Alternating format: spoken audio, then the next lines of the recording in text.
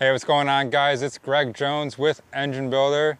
Today I'm in Chuluota, Florida, just outside of the Orlando area, and we're going to be checking out Mike Ford Racing Engines. These guys do some high performance work on a whole bunch of different applications and engine platforms, and Mike has been in this industry for a really long time and built himself a shop in the back of his house. It's really cool stuff, and he's doing some awesome engine work. So let's go check it out and talk to Mike. Come on.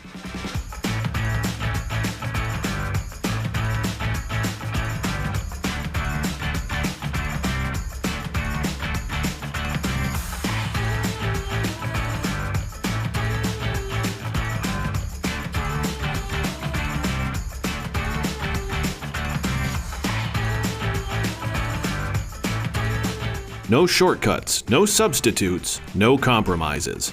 Great racers and engine builders choose Driven Racing Oil. All right, guys, so here we are at Mike Ford Racing Engines in Chuluota, Florida. Mike, thanks for having us in. Pleasure meeting you, and appreciate you giving us a little time to showcase your shop here. I know you've been doing it a long time. Yeah. So I'm excited to check it out. But before we start walking around, if you don't mind just telling the folks at home a little bit about your history in this industry and how the shop came to be.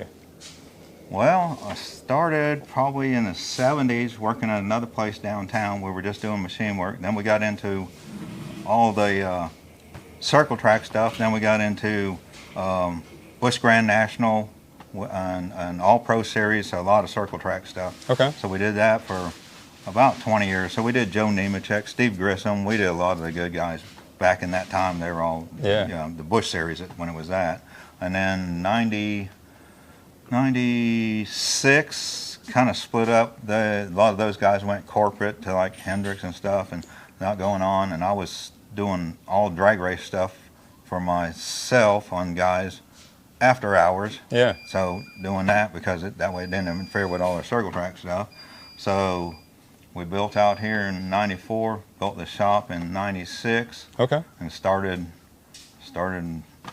early 96. Went and got me a tax number and got all my stuff I need to have, occupational license and all, and been here ever since. So, what is it, 28 years now? Yeah, very good. And then, it's been you and Brian back here helping out. He's been here for quite a few years, somewhere 15 to 20 or something like that. Yeah, close to 20. He was just telling me, almost 20 years. Very good. And like you said, you've been working on drag race stuff a lot, but you also get into some of the airboat things. We do airboats. We've done, for a long time, we did a lot of mud racing stuff. So we still have championships in the blown mud racing stuff and all with the big block Fords, Chevrolets. We have, shoot, if I'd known to get out a bunch of pictures for you, I could have shown you some of them. So, yeah, we had a bunch of championships in the mud racing stuff. Nice. Did a lot of top sportsman cars, super gas, super comp. Used quite a few of them over the years. We used to race top sportsman ourselves, so for quite a few years. Nice. Well, very good. Well, Mike, at this point, I'll let you kind of show us around here, and we'll follow along and ask questions as we go. What if your honing oil provided more precise results in less time on a cleaner surface with less wear on your tools? Introducing the first premium honing oil formulated specifically for engine builders and professional machinists. Honing Oil 10 from Driven Racing Oil. This is the best honing oil that I've had. The cylinders are cleaner. They look a lot better. Even when we get ready to assemble it, the cylinders are still clean. I really do like it. For more information or to order Honing Oil 10 right now, visit drivenracingoil.com. Lots of parts from everybody's motors to start with. I mean, Now, how many engines will you guys get through and build in a typical year? Probably around 30. Okay. Something like that. Very good. So that's a 5.3 LS with a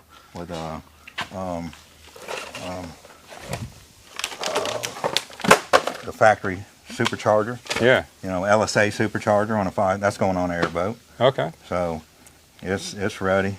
Now, is there anything different for what you guys will do with the engine for an airboat versus something that'll just go in a car? Well, I mean, camshaft, a little bit of head work. Yeah. Combination, we do a lot of them. A lot of them are stroker motors that we always do. Big on that, doing that. Yeah. machine around, and just the setups in the front. I mean, they're kind of odd because you don't need nothing but an alternator. Yeah. And everybody else got friggin' power steering and air conditioning. Yeah. So setting up the bracketry for something simple is sometimes more difficult than Gotcha. it is. Yeah. And I assume those kind of run sort of like boats, just like wide open. They're not, you know. Yeah, I mean, so it'd be like having a high stall converter when the things are going. So they all, you know, the props your rev limiter. So when you pitch them, so I mean, like this motor will probably turn, you know, 6,500. Yeah. Being what it is. A lot of them, we do a lot of big block stuff for the airboats, and they might only be, you know, the tour boats. They only turn, say, 4,800. Okay. You put them, you know, the guys, that's a lot more milder, and just build them for what they're doing. Gotcha. But we got a lot of hot rod guys. That's what we do. It's all hot rod stuff. Yeah. And we do some muscle car stuff. We done, you know, early Chevelles. We got one project going for a 71 440 CUDA, I think. So Nice. You know. Very good. Very good. All right. Yeah. So like this one, getting close. Oh, this is a little bracket motor. It goes in an early Chevy too. You can tell where the pan's cut out for like a Right. 62 Chevy too. Yeah. You know, so a little on there, getting finished up with that. That's just one of the guys down the road. Very good. We have this one down here. This is a 427-inch small block with all the CNC profiler heads and everything. Oh, very nice. So with a 192 supercharger. So Yeah. this will go. That's pretty cool. So they'll have an alternator, fuel pump, vacuum pump, run the supercharger, all that stuff. It's all billet. All the adapters. It runs a big 1650 Dominator Okay. alcohol Nice. carburetor. Yeah. So. And Mike, do you find that you guys get a lot of work from folks here in Florida, or do you get people come to you out of state? I've had that airboat sitting out front. That come from Texas. Okay. We do not. I mean, sometimes it's hit and miss on out of state, but I mean, a lot of them is pretty good ways around the state. Yeah. So never Nice. advertised a day in my life. Yeah. So it's always word of mouth. Very good. Yeah. That's how a lot of this industry is. So yeah, that's great. That's great. Yeah. If you want a custom paint job, this will be 638-inch motor Okay. for an airboat. It'll have all Fuel Tech 600 system on it, Yeah. and it'll have all the injection AFR 385 heads. Yeah, right here. Very nice. Yeah. Yeah. So And what's the application for that one again? it's not airboat. Oh, okay, airboat. Nice. He also has a Proline Hemi Pro Mod car too, so he just got a new Bickle car. So this is kind of one of his play toys. So he lives on the river up in Geneva. So we just just run out there and jump in the river. I've done stuff for him since he was a kid. So until he got up to go into the Proline deal. So Do you find some of your airboat customers have multiple airboats that they've got, or is it yes. typically just a one? Oh no, One well, thing. that depends. So Yeah. that LSA over there. So that guy he's always got a motor here. So Yeah. he has that one. We just finished a 6.0 with a Whipple that's getting ready to go to the dyno. He's got 540 big block on one. We're doing one. The next one he's going to have, we're going to switching it to a Pro Charger. He's always got at least 3 airboats at his house. Yeah. He buys them, sells them. We had a Nice. super nice one we did with a 416 stroker LS. That boat was awesome. But some guy gave him about 20 grand more than he had in it. So Oh wow. he said, Nice. cash too. Yeah. Sold yeah. that thing for big money. Yeah. Very cool. All right. What else? I mean, I just basically got the standard Sun and line hone Okay. Yeah. Here's and some machinery. the Sun and hone CV616. So, and then biggest thing I bought that put me into getting everything all on my own was buying the Rottler machine. Yeah. So that's when we do our boring honing. I mean, our rough boring, Okay. our surfacing, flipping the block upside down, got all the stuff we go in, make up our own print. Because mine's a manual machine, it's not all Okay. CNC operated, it's me. Okay. So Yeah. made up sheets and all, I just go off the mains, I do all my stroker notching with all my prints, lifter sleeves, Nice. Everything. Yeah, it does a lot. Does everything we need. I mean, I got all the, you just keep getting more tooling, all the pucks for the mains and the cams to be able to put the blocks in there. So those never end. Right. Yeah. Very cool. Those things. Yeah. Then all my cutters and for lifter sleeves, you can dial that thing in like a few tenths at a time, putting lifter bore sleeves in and all. So that's where this thing does. Yeah. If it weren't for this thing, you'd have to have 3 or 4 more machines. Absolutely. And this thing, actually, when I went and seen it, and then went and seen the guy at the PRI show, and I'm going down the sheet, because this was a guy I knew had bought this, and he passed away from prostate cancer, and his wife had it, and she kept saying, Leonard said you need to buy this. I said, I tried to get 2 other people to buy it, and when I was at the PRI show, going down there, and when it said 30 amp single phase, I said, come back and talk to my wife. I said, we need to buy this. Yeah. Because I said, I don't have to have no phase converters, none of all that stuff. So just one regular power line and be able to run the whole thing. So very nice. Without no trouble. And Mike, how long have you had this machine? Oh, I'm guessing about 15 years now, maybe. Okay. Very good.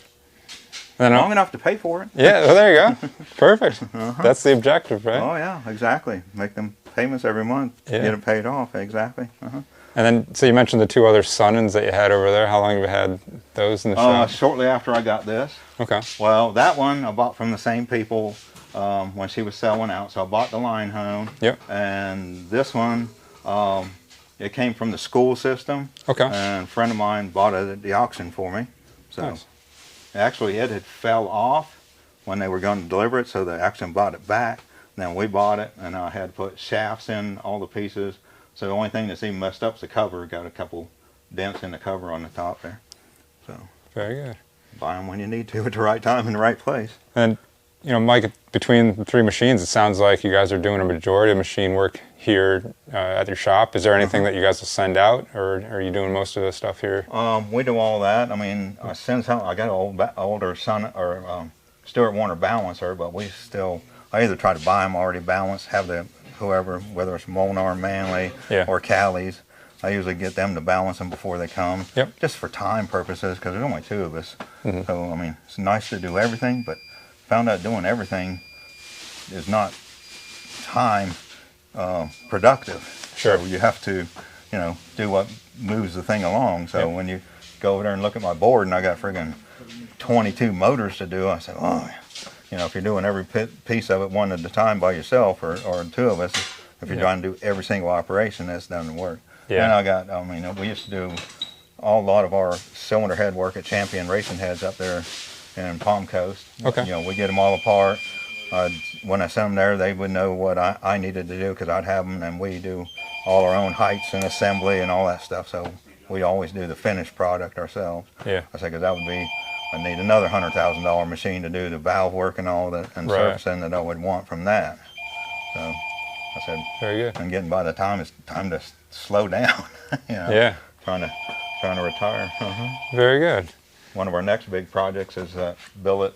Oh yeah, the billet block there. Yeah. Block there. That's pretty nice.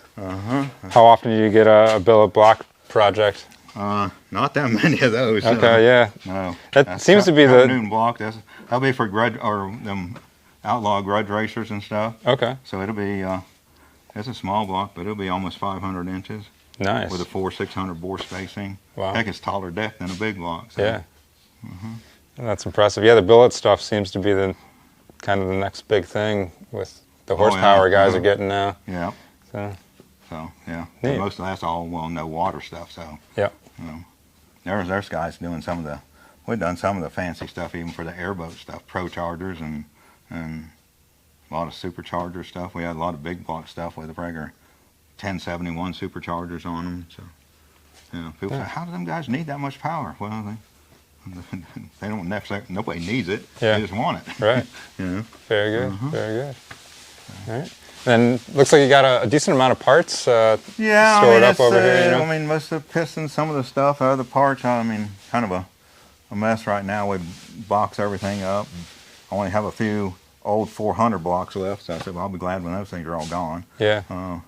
You know, because they're all 50 years old, 40 some years old now. So And then buy aftermarket blocks. So I keep, Yeah. you know, I keep, you know, keep SHP blocks. Yeah. And Brodex iron blocks. And so you use a lot of Dart and Brodex stuff. yeah. Yeah. So we keep that stuff. And you mentioned some of the crank manufacturers that you use. How about some of the other companies that you typically will get parts from? Well, like that motor there, we got a Sonny Bryant crank for. Okay. I got a 762 big block. It's stashed under the shelves. We got a brand new Callie's Ultra Billet going in that. Nice. All both of those would be all GRP rods. We use a lot of JE pistons. Yep. They've been really good to me. Very good. Awesome. All right. Then anything else kind of this way in the shop here? Not much. Just we used to fill nitrous, but we don't do any of that anymore. So mostly just part shelves is what I got there. And Okay. do our glass beading outside. Okay. That's real work. We do break a lot of motors in on our run-in stand, so Nice. we do. Even if we're going to go dyno it, we break it in here, know everything's right, and we'll go to dyno. Okay. We're ready. We don't have to spend no time breaking the motor in. I said, if we're going to pay dyno rental time, we're going to do dynoing. You know, not breaking in. Right. I can do that here on that. Nice. Half the time. And that way we know. When timing's set, we don't have no leaks, everything's ready, we broke it in, gone back to the valves. That's pretty So smart, yeah. So when we go there, we're ready, you know. So just warm it up, Yeah. double check everything real quick with the timing light and stuff, and start dynoing and Yeah. start tuning on what we need. Very good. And how long does a break-in process typically take on that?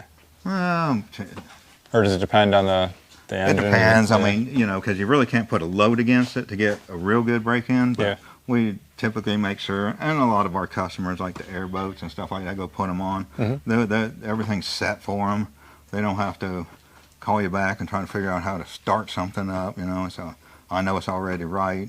I know we don't have no leaks. We got oil pressure. We don't have no noises. We got all, you know, everything's Yeah. ready to go, you know. And they come look at it and see that it's right and make sure. So it's Very good. kind of like when they put it on, just hook their fuel line and their ignition wiring up, and basically they're ready to go. Nice. Bring it back by, we'll double check you, you know, and all, but yeah. Yep. Yep. Very good. And Mike, when we pulled in, I noticed you got a decent amount of trailers out here. Is this personal stuff, or do customers Let's see. store things? I own one. I own the Featherlight Okay. in the middle.